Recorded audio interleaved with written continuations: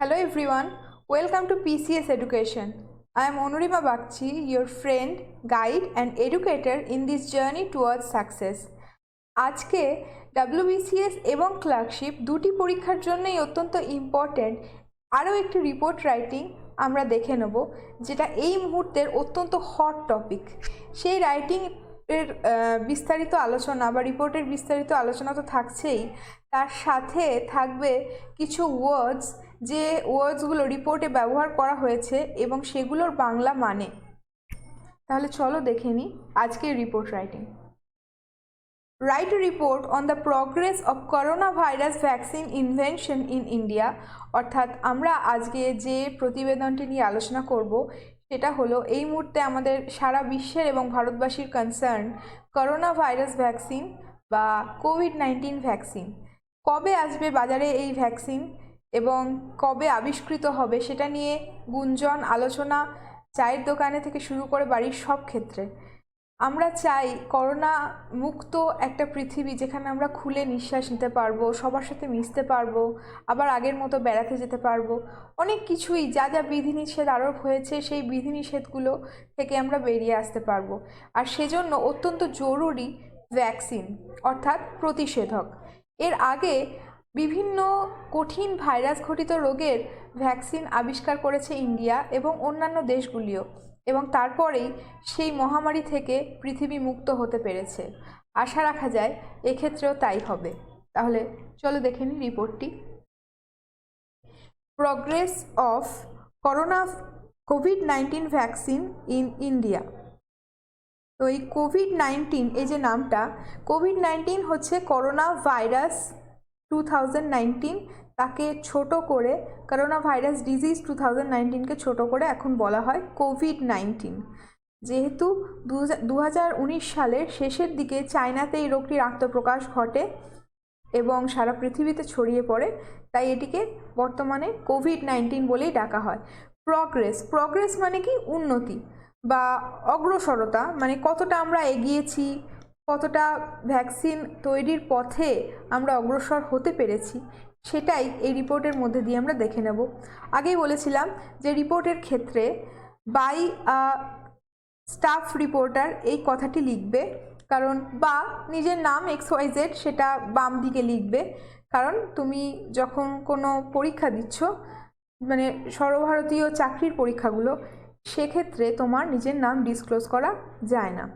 এবার সাধারণত কোন জায়গার নাম লিখবে, মানে রিপোর্টটা তুমি কোথা থেকে লিখছো, কলকাতা দিতে পারো অবশ্যই, কিন্তু যখন ভারতবর্ষের কোনো একটা ম্যাটার নিয়ে কথা হবে তখন রাজধানীর নাম লেখাটাই স্বাভাবিক বা উচিত।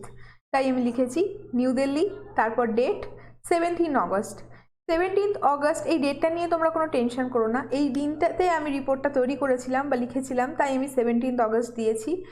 যেদিন পরীক্ষা হবে, তোমাদের আগস্ট মাসের যে কোনো দিন বা যেদিন পরীক্ষা হবে সেই দিনের আশেপাশে একটা দিন তোমরা দিতে পারো, কোনো সমস্যা নেই দিন নিয়ে।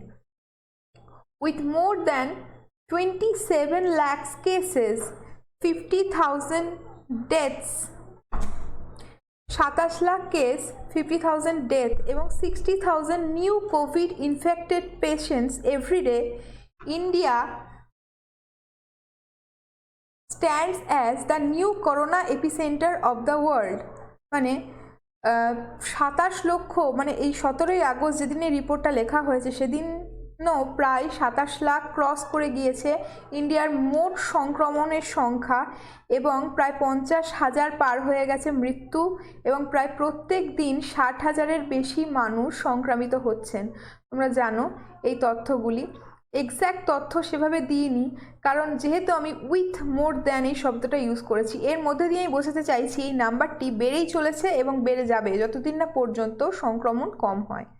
India stands as the new corona epicentre, এই ওয়ার্ডটিকে একটু ভালো করে লক্ষ্য করো। এপিসেন্টার কথাটির ব্যুৎপত্তিগত অর্থ হচ্ছে কেন্দ্রস্থল। সাধারণত ভূমিকম্পের ক্ষেত্রে এপিসেন্টার শব্দটি ব্যবহৃত হয়। ভূমিকম্প যখন কোনো স্থানে তৈরি হয় বা উদ্ভূত হয়, সেখানে যে জায়গা থেকে কম্পন স্থল বা যে জায়গা থেকে সিসমিক প্লেটের নাড়াচাড়ার জন্য কম্পন তৈরি হয় সেটাকে বলা হয় এপিসেন্টার, অর্থাৎ উৎপত্তিস্থল এখানে এবং সেই জায়গার চারপাশের ব্যাস জুড়ে যে নির্দিষ্ট জায়গাটি সব থেকে ক্ষতিগ্রস্ত হয় সেটিকেও বলে এপিসেন্টার। তো করোনা ভ্যাকসিন বা করোনা ভাইরাসের ক্ষেত্রে দেখা গেছে বিভিন্ন দেশ বিভিন্ন সময়ে অতিরিক্ত পরিমাণ সংক্রমণ মৃত্যু দেখেছে।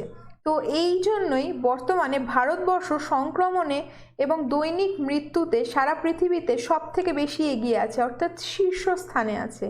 সেই জন্য এই মুহূর্তে ভারতবর্ষকেই বলা যায় করোনা এপিসেন্টার। এটা কোনো একটা সুখ্যাতি নয়, বলা যায় আমাদের খুবই দুর্ভাগ্যজনক অবস্থা যে আমরা এই মুহূর্তে করোনা এপিসেন্টার হিসাবে কাজ করছি। কিছুদিন আগেও করোনা এপিসেন্টার ছিল ব্রাজিল এবং তার আগে করোনা এপিসেন্টার ছিল আমেরিকা যুক্তরাষ্ট্র। যাই পরের পেজে। Though the lowest death rate and gradually improving recovery rate reflected positivity upon Indians, যদিও এই এত কিছু 27 লক্ষ সংক্রমণ, 60,000-এর উপর দৈনিক সংক্রমণ এবং 50,000-এর উপর মৃত্যু দেখে ফেলার পরেও ভারতবর্ষ আশ্চর্যজনকভাবে সারা পৃথিবীর মধ্যে সব থেকে কম মৃত্যু হার দেখেছে। বেশিরভাগ ক্ষেত্রে অনেক দেশেও দেখেছে সেখানে সংক্রমণও কম, আমাদের দেশের জনসংখ্যা অনেক বেশি, সেই অনুপাতে মৃত্যুর হার কম, প্রায় 3% বা 2.5%-এর কাছাকাছি। এবং গ্র্যাজুয়ালি মানে কি ধীরে ধীরে রিকভারি রেট সুস্থতার যে হার, দৈনিক সুস্থতার হার, ধরো কিভাবে বোঝাই, যদি প্রত্যেক দিন 60,000 মানুষ সংক্রমিত হচ্ছেন এবং যদি প্রত্যেক দিন সুস্থতার হার প্রায় 60,000-এর উপর হয় বা 50,000-এর কাছাকাছি হয়, তাহলে আস্তে আস্তে রিকভারি রেট বা সুস্থতার হার অবশ্যই বাড়বে, কারণ অসুস্থ যত সংখ্যক মানুষ হচ্ছেন তার থেকে বেশি সংখ্যক মানুষ সুস্থ হচ্ছেন। এটা একটা আশা জাগানো অবস্থা। আরও একটি ইনফরমেশন বলে রাখি, ভারতবর্ষের করোনা ভাইরাসের ক্ষেত্রে অনেক মানুষই আছেন যাদের সংক্রমণের কোনো রকম লক্ষণ নেই, সেইভাবে তারা অ্যাসিমটোম্যাটিক। এরকম মানুষের সংখ্যাটাও নেহাত কম নয়, প্রায় 28-29% মানুষ। এবং 5%-এর ক্ষেত্রে অত্যন্ত বেশি উপসর্গ দেখা যাচ্ছে এবং তাদের ক্ষেত্রেই রোগটা ফেটাল হয়ে যাচ্ছে, অর্থাৎ মানুষ মৃত্যুবরণ করছেন। আর বাকি 80%-এর ক্ষেত্রে কি হচ্ছে, তারা মাঝারি উপসর্গ নিয়ে যাচ্ছেন, কিছুদিন শ্বাসকষ্টে ভুগছেন, ধীরে ধীরে সুস্থ হয়ে উঠছেন। No specific way has been found to barricade the increased number of everyday cases. কোনো একটা স্পেসিফিক ওয়ে কোনো একটা নির্দিষ্ট বা বিশেষ পথ এখনো পর্যন্ত ভারত সরকার বা রাজ্য সরকার, কোনো রাজ্য সরকারই বের করতে পারেনি যাতে ব্যারিকেড দেওয়া যায়। দেখো এই ওয়ার্ডটাও ভালো করে লক্ষ্য করো, কিছু কিছু ওয়ার্ড থাকে যাদের ক্ষেত্রে আমরা অন্য কোনো একটা সোর্স ওয়ার্ড ইউজ করে তার ইন্টেন্সিটিটা বাড়ানোর চেষ্টা করি। ব্যারিকেডটাও এইরকমই ব্যাপার। ব্যারিকেড মানে কি, বাঁধ দেওয়া বা যে কোনো ক্ষেত্রে বেড়া দেওয়া, কোনো একটা জিনিস যেটা প্রচণ্ড উপচে পড়ছে, জল বন্যার সময় বা লোক সংখ্যা, কোনো একটা জায়গায় ক্রাউড প্রচণ্ড বেশি হয়ে গেছে, তখন কি হয়, ব্যারিকেড দিয়ে লোক সংখ্যাটাকে বা লোকজনের ভিড়টাকে একটু সাইজ করার চেষ্টা হয়, সাইজের মধ্যে আনার চেষ্টা করা হয়। সেই রকমভাবেই রাজ্য সরকার বা ভারত সরকার কেউই এখনো পর্যন্ত এই সংক্রমণের রেটটাকে ব্যারিকেড দিতে পারেনি, অর্থাৎ কমাতে পারেনি বা নির্দিষ্ট কন্ট্রোলের মধ্যে আনতে পারেনি। Our nation has started indigenously the progress of vaccine trials, seeing the desperate effort of Oxford University and other countries to unfold a COVID-free world. তো কি বলা হচ্ছে, আমাদের দেশ ইন্ডিজেনাস দেশীয় পদ্ধতিতে, অন্য কারোর সাহায্য না নিয়ে আত্মনির্ভর হয়ে সম্পূর্ণ নিজের প্রযুক্তি দিয়ে চেষ্টা করছে একটা ভ্যাকসিন তৈরি করার। কাদের দেখে, অক্সফোর্ড ইউনিভার্সিটির অগ্রগতি এবং অন্যান্য কিছু দেশ যেমন চায়না, রাশিয়া, জার্মানি, ফ্রান্স এরা কি করছে, ভ্যাকসিন তৈরির চেষ্টা করছে। এদের দেখে আমাদের দেশও চেষ্টা করছে কি করতে, একটা নতুন পৃথিবী বা সম্পূর্ণ অন্যরকম পৃথিবী যেখানে কোভিড থাকবে না, covid free world, a brave new world. আশা করা যায় সেটা সম্ভব হবে। ইন্টারেস্টিংলি এনাফ, মজার বিষয় হলো India is renowned to be a leading vaccine producer in the world and has manufactured several vaccines in the past. অদ্ভুতভাবে কি দেখো, যদিও ভারতবর্ষকে অনেকেই ছোট করে, থার্ড ওয়ার্ল্ড কান্ট্রি, হ্যাঁ না, বিভিন্ন রকম কথা বলা হয়, তবুও ভারতবর্ষই কিন্তু বেশ কিছু ভ্যাকসিন তৈরিতে আমাদের পৃথিবীতে অগ্রণী ভূমিকা নিয়েছে এবং সারা পৃথিবীর অসংখ্য মানুষকে মৃত্যুর হাত থেকে বাঁচিয়েছে। তো এইরকম কিছু ভ্যাকসিন নিয়ে সম্পর্কে পরে আরেকদিন আলোচনা করব। The most prominent three Pharma অর্থাৎ মেডিসিন কোম্পানিজ বা ফার্মেসি কোম্পানিজ, মানে যারা ওষুধ তৈরি করে, যে তিনটে লিডিং ফার্মেসি কোম্পানি যারা ভ্যাকসিন তৈরিতে এই মুহূর্তে ইনভলভ আছে বা ভ্যাকসিন তৈরিতে ব্যস্ত আছে, তাদের মধ্যে তিনজন হলো Bharat Biotech, Serum Institute of India আর Zydus Cadila. Serum Institute of India হচ্ছে ভারতবর্ষের একটা গভর্নমেন্ট অর্গানাইজেশন, আর জাইডাস ক্যাডিলা হচ্ছে ওষুধ মানে ফার্মাসিউটিক্যাল কোম্পানিজের একটা বিখ্যাত নাম, যারা সরকারি নয়, বেসরকারি কোম্পানি। এবং ভারত বায়োটেকও গুজরাট বেসড একটা বেসরকারি কোম্পানি। তো এই তিনটে কোম্পানি কি করছে, এরা লাগাতার চেষ্টা চালিয়ে যাচ্ছে যাতে একটা করোনা ভ্যাকসিন তৈরি করা যায়। এদের মধ্যে বলে রাখি, ভারত বায়োটেকের প্রচেষ্টাটাই সবার আগে শুরু হয়েছে এবং আশা করা যাচ্ছে সবার আগে ফলপ্রসূও হবে। PM Modi announced in his independence speech, মানে ইন্ডিপেন্ডেন্স ডেতে মোদি মানে আমাদের দেশের প্রধানমন্ত্রী নরেন্দ্র মোদি, তিনি বলেছেন as many as 3 coronavirus vaccines are being tested in India. ভারতে প্রায় একটা দুটো নয়, 3টে করোনা ভাইরাস ভ্যাকসিন এই মুহূর্তে টেস্ট করা হচ্ছে। when scientists give a go ahead, এই শব্দটাও বেশ ইন্টারেস্টিং। সাধারণত কোনো একটা প্রজেক্টের ক্ষেত্রে বা মানে কোনো একটা রেস এরকম শুরু করার সময় একটা লাইক দিয়ে বলা হয় গো অ্যাহেড, মানে শুরু করো, স্টার্ট করো। সেরকমই প্রধানমন্ত্রী বলছেন, যখনই আমাদের সায়েন্টিস্টরা বলবেন চলো শুরু করো প্রডিউস করা, will be ready with the plan for production. কিছু নয়েজ আসতে পারে, প্লিজ ডোন্ট মাইন্ড, একটু কষ্ট করে মন দিয়ে শোনার চেষ্টা করো। We will be ready with the plan for production, অর্থাৎ মাস প্রোডাকশনের জন্য দেশ তৈরি আছে। যে মুহূর্তে সায়েন্টিস্টরা গো অ্যাহেড দেবেন বা এগিয়ে যেতে বলবেন, আমরা প্রোডাকশনে এগিয়ে যাব। এখানে একটা ভুল হয়েছে, ছোট্ট একটা কোটেশন মার্কস পড়েনি, প্রোডাকশন অবধি নরেন্দ্র মোদীর কোটেশন, ব্যাস, তারপর থেকে এমনি সেন্টেন্স শুরু হচ্ছে।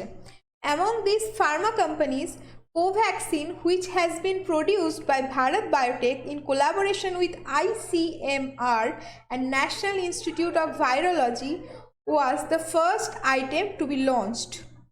তাহলে যেটা বললাম, এদের মধ্যে কোভ্যাক্সিন যেটা ভারত বায়োটেকের প্রজেক্ট, তারা কি করছে, কাদের সাথে কোলাবোরেট করছে, কোলাবোরেশন অর্থাৎ মানে এই তিনটে কোম্পানি অ্যালাই করেছে বা অ্যালায়েন্স করে একসাথে যুক্ত হয়ে আইসিএমআর, ভারতের যে গভর্নমেন্ট অর্গানাইজেশন যারা সমস্ত হেলথ রিলেটেড সব কিছু দেখে, এবং ন্যাশনাল ইনস্টিটিউট অফ ভাইরোলজি বিভিন্ন ভাইরাস ঘটিত রোগের ক্ষেত্রে এবং রিসার্চের ক্ষেত্রে যারা অগ্রণী ভূমিকা নেয়, এই তিনজন সংযুক্ত হয়ে হাতে হাত মিলিয়ে কোভ্যাক্সিন তৈরি করার চেষ্টা করছে, যেটা ছিল first item to be launched, প্রথম ভ্যাকসিন যেটাকে লঞ্চ করা হয়েছিল। দে স্টার্টেড দ্য ট্রায়াল অর্থাৎ ট্রায়াল অ্যান্ড এরার পিরিয়ড তোমরা শুনেছো। সাধারণত ট্রায়াল মানে কি, মানে জামা কাপড় ট্রায়াল দিতে যাই আমরা দেখি সেটা আমাদের ফিট করছে কিনা, কিন্তু সেই জামাটা আবার ফেরত দিতে পারি যদি পছন্দ না হয়। অর্থাৎ ট্রায়াল মানে এমনই একটা জিনিস যেখানে প্রদর্শনী, আমরা চেক করছি, এই মুহূর্তে একটা চেকিং পিরিয়ডের মধ্যে বিষয়টি আছে, এখনো পর্যন্ত জনগণের হাতের নাগালের মধ্যে বিষয়টি আসেনি, তার আগে চেক করে নিতে হবে স্বেচ্ছাসেবকের শরীরে প্রবেশ করিয়ে যে সেটা কতটা রেসপন্স দিচ্ছে। আর্লি জুলাই, মানে জুলাই মাসের প্রথম থেকে এই প্রসেসটা স্টার্ট হয়ে গেছে। Covaxin has successfully completed phase 2 trial. সাধারণত ভ্যাকসিনেশনের প্রায় 4টে ফেজ থাকে এবং তারপরে পেটেন্ট নেওয়া বা অনুমোদন পাওয়ার জন্য অপেক্ষা করতে হয়। বর্তমানে আজ পর্যন্ত যা জানা গেছে ফেজ 2 ট্রায়াল কমপ্লিট হয়ে গেছে, এবার ফেজ 3 ট্রায়াল শুরু হবে, তারপরে ভ্যাকসিনের কাজ প্রায় শেষ হয়ে যাবে। কবে শেষ হবে এই ফেজ 2 ট্রায়াল? মিড অগস্ট, মানে অগস্ট মাসের মাঝামাঝি। মানে ফেজ 2 ট্রায়াল কমপ্লিট হয়ে গেছে, এখন ফেজ 3 ট্রায়াল চলছে। Proving it safe with maximum immuno response, এই ওয়ার্ডটা একটা মেডিকেল টার্মিনোলজি, এই ফ্রেজটা বলা যেতে পারে 3টে ওয়ার্ডের সমষ্টি। মানে কিভাবে একটা ভ্যাকসিন নিজেকে সেফ প্রুভ করবে। ধরো আমি যখন স্বেচ্ছাসেবক বা ভলেন্টিয়ার্সদের শরীরে এই ভ্যাকসিন প্রবেশ করাচ্ছি, তারা যদি করোনা ভাইরাস মেনটেন করার জন্য বা করোনা ভাইরাস থেকে নিজেদের দূরে রাখার মতো অ্যান্টিবডি নিজের শরীরে তৈরি করতে পারে বা ইমিউন হতে পারে, অর্থাৎ কি সংক্রমণবিহীন হয়ে যেতে পারে, সংক্রমণ মুক্ত হয়ে যেতে পারে, তখনই মানে যাদের মধ্যে অনাক্রম্যতা তৈরি হবে, মানে আক্রমণ করতে পারবে না ভাইরাস যাদের, সেই বিষয়টা যদি সব থেকে বেশি সংখ্যক স্বেচ্ছাসেবকের শরীরে তৈরি হয় তবেই বলা যায় ম্যাক্সিমাম ইমিউনো রেসপন্স পাওয়া গেছে। মানে ধরো 30 জন স্বেচ্ছাসেবকের শরীরে এই ভ্যাকসিন প্রবেশ করানো হলো, যদি 25 জন বা 20 জনের শরীরে এটা পজিটিভ রেজাল্ট দেয় তাহলেই এটা পরের স্টেপে চলে যায়, মানে successful. The eastern region head of NICED said, NICED হচ্ছে আরও একটা মানে এই করোনা ভ্যাকসিন বা করোনা রিলেটেড সমস্ত বিষয় এরা দেখাশোনা করছে, পিপি দেওয়া, মাস্ক দেওয়া, ডক্টরদের নির্দেশ দেওয়া। তো নাইসেডের ইস্টার্ন রিজিয়নের হেড তিনি বলেছেন the vaccine will be available for mass production within year end and will be administered to COVID frontliner warriors like, মানে কাদের বলা হচ্ছে? কোভিড ফ্রন্টলাইনার ওয়ারিয়ার্স, এটা একটা নমিনাল কম্পাউন্ড, মানে বেশ কয়েকটা নাউন মিলিয়ে একটা কম্পাউন্ড ওয়ার্ড তৈরি করা, like ICDS workers, doctors, police and hospital staff for their safety.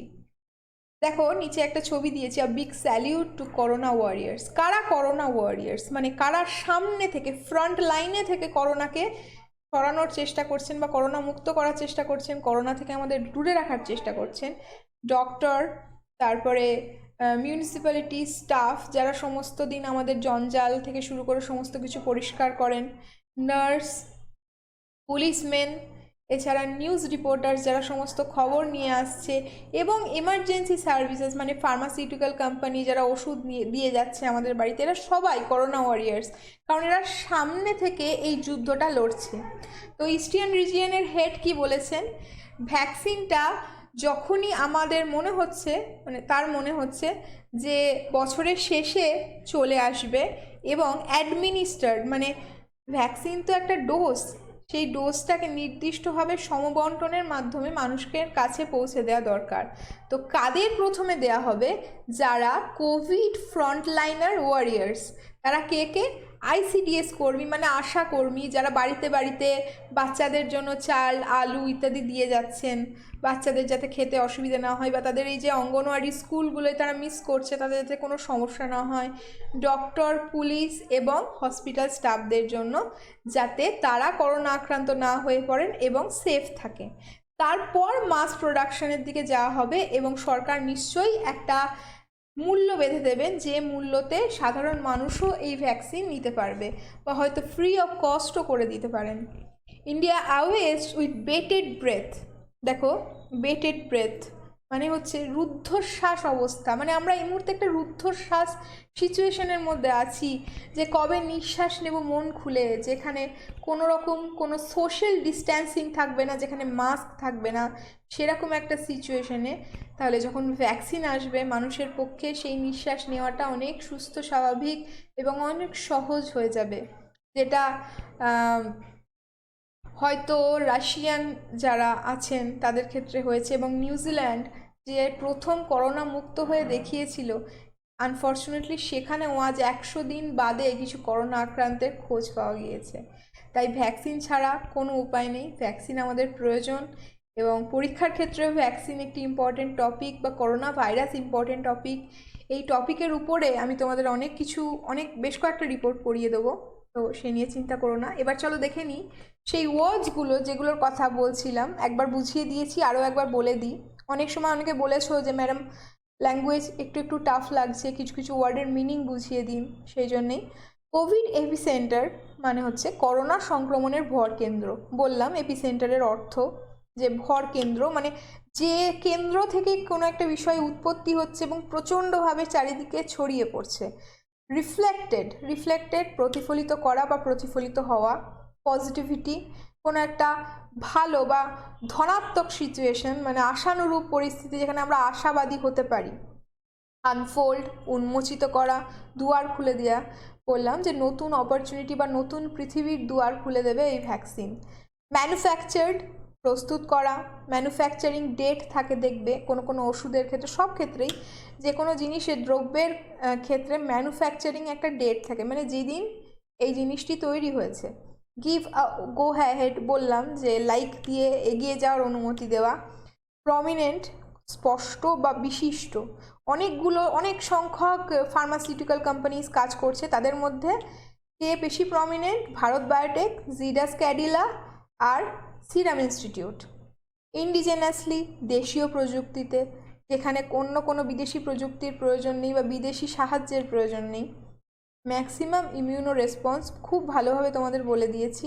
সর্বোচ্চ সংখ্যক সংক্রমণহীন মানুষের খোঁজ পাওয়া, মানে যে প্রসেসে সবথেকে বেশি সংক্রমণহীন বা যাকে ভাইরাস আক্রান্ত করতে পারবে না সেই ধরনের মানুষ তৈরি করা। ফ্রন্টলাইনার ওয়ারিয়ার্স, প্রথম সারির যোদ্ধা যারা সামনে থেকে যুদ্ধ করছেন, কোভিড যুদ্ধ। বেটেড ব্রেথ, রুদ্ধশ্বাস অবস্থা। তাহলে আশা করি তোমাদের এই রিপোর্ট সম্পর্কে আর কোনো কনফিউশন থাকবে না। আজকের রিপোর্টটি কেমন লাগলো কমেন্টে জানিও, আর আমার ক্লাস পেতে এই ব্যাচ জয়েন করো এবং কল করো। Thank you, good by.